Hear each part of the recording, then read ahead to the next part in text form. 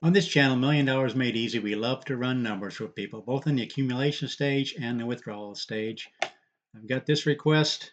Individual has 1.5 million in his nest egg. We always use the returns for the S&P 500 for the last 100 years.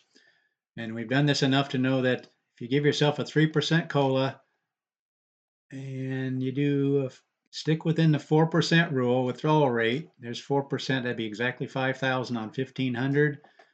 Give yourself a 3% COLA, so it's 5,000, 5,150, or by year it'd be 60,000, 6,180 going up. As long as you do that, the only time in the last 100 years there was any kind of a problem was 1929 and 1930. We've done this over and over again.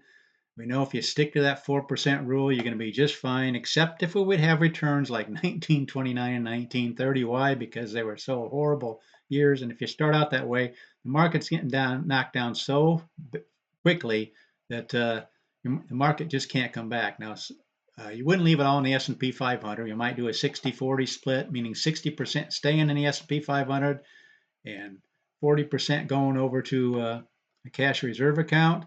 In that case, your money's gone in 23 years as opposed to before it was gone in 13 years. So the asset allocation is important, 60-40. It'd still be out of money in 23 years. If you go to 50-50, it's 22 years. If you go to 70-30, that's 20 years. So it looks like the ideal is a 60-40. But again, that's if the returns going forward would be a repetition of what these years were. What we also want to look into is, let's see here.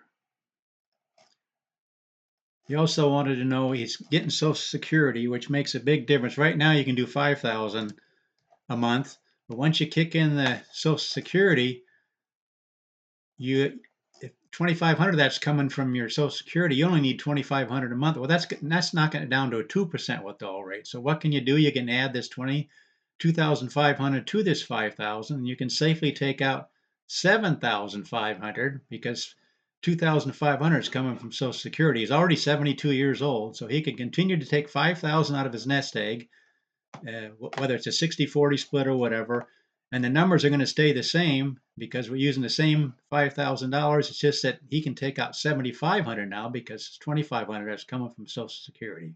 So hopefully that makes sense. Again, the only problem you're going to have is if you leave it all in the S&P 500 and then you're out of money in 13 years, you're basically doing the same numbers.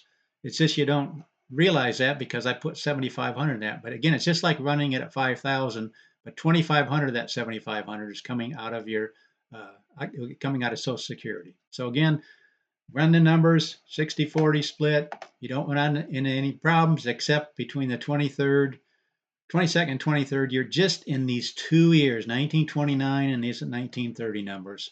But every other scenario, you'd be just fine. In fact, this is a 2 million, 4 million, 6 million. Look at what you'd have left. So you can take out, he's already 72, so you could probably take out more and you're still going to have it last in 10 or 20 years. If we just went up to, let's just show you what we do this channel. Let's say you went up to 8,500. I'm going to go ahead and update this and see if this percentage changes much.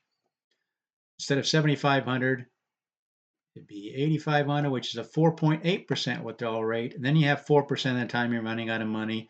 That, from experience, I already know it's going to be during Depression years and also during the year 2000. Why do we say that? Because